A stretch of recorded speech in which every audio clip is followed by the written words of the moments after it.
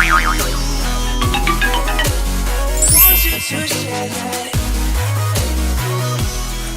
loves, welcome back to my channel. Today's video is going to be a review of the truth, on my side of the truth, of the infamous Subculture palette by Anastasia. So stay tuned if you want to learn whether it's good, if it's a hit or a miss, or what's the deal with all the drama with this. Go ahead and keep on watching.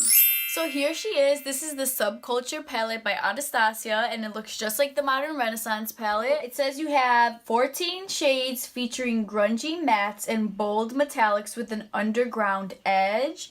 So this palette is very fall-like to me. You could do different looks with it, more than just warm tones. And we're gonna test it out to see if all this shade that's being thrown around on YouTube is real. So supposedly people are besides themselves that this is the worst palette ever and like it's just not worth your money. So we're gonna test that out and see if this fallout is really as extreme and as horrible as they say it is. So let's go ahead and dip into the big reveal.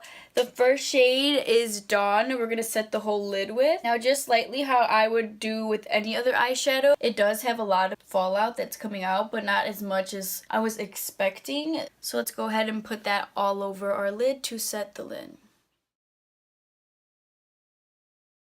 Next, for the transition shade, I'm going to go ahead and use this pretty like peachy color, Roxy. Whoa, that is serious pigment.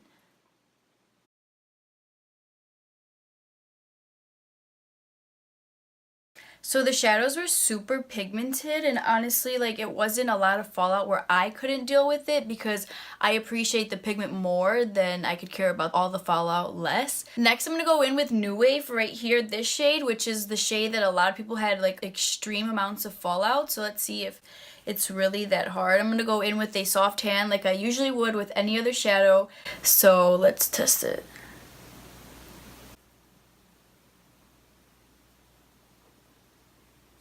Okay, so there is a decent amount of fallout, but I feel like other videos really made it seem like it was way too much fallout than like expected. But I feel like with the shadows, sometimes it's really hard to like press them and get a good formula. So I mean, it's something that like if you can deal with the fallout, so far this palette is worth it.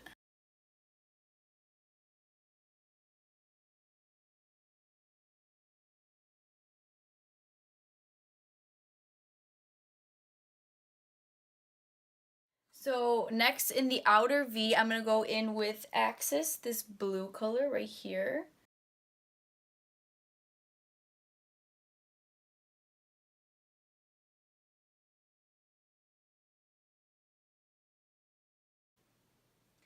So now the blue is in the outer V of our eyes, and to be honest, it was really hard to use that Access blue color because it just had a lot of fallout on its own and pigment. But when you apply it to your eye, once you start to blend, even with the lightest hand, all the blue just goes away and ends up looking like not as cute anymore when it's really faint. I'm not too happy with the color, but anyways, so we're gonna continue, and now I'm just going to half cut the crease, and then after that apply the electric color right here, which is the metallic gold with like a hint of green in it. So to give the electric shade a fair shot, I'm going to wet my brush with some Fix Plus and then dip into the electric shade.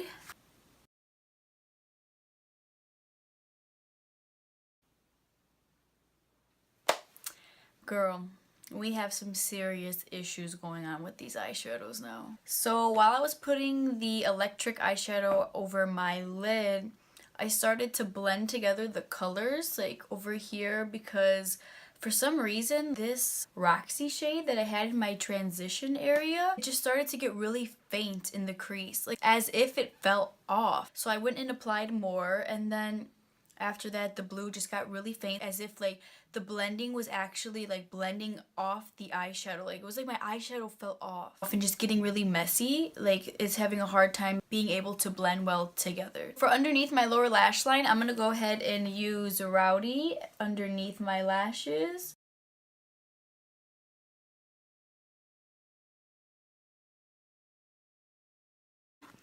So next I'm going to take this cube shade right here, which has like a pink reflex in it, and apply that to the inner corner of my eye.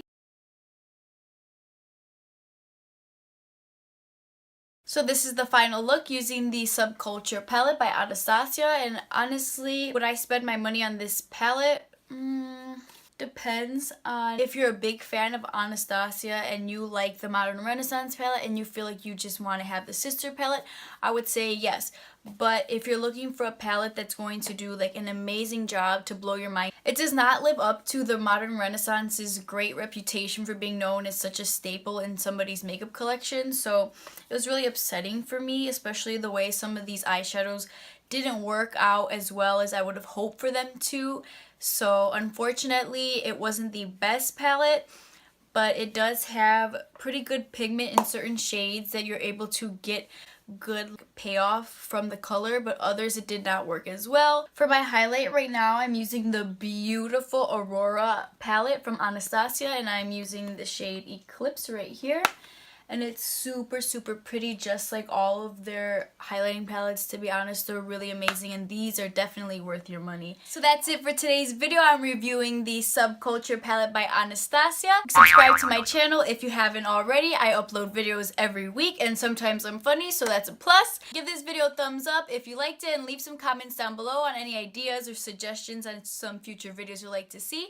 And make sure you stay tuned for my next upcoming video, because I'm going to be doing a small giveaway on some back to school supplies items, and I'll see you guys in the next one.